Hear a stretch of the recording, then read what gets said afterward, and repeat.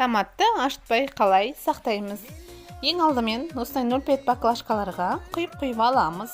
Және қалғанын осындай контейнерге бір тамаққа жарайтындай етіп, бір қасықтан құйып шығып, қатырып морозилкаға салып қатырып алсаңыздар болады.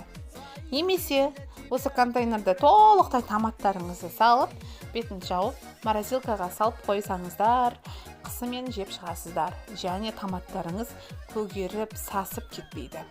Менен сіздерге лайфхак, мен лайфхагым сіздерге ұнаса, сіздерге жарамды болса, өте қуаныштымын. Каналыма тіркеліп, лайк басып қолдап кетіңіздер. Қызықты ақпараттармен алда әлі талай бөлісетін боламын.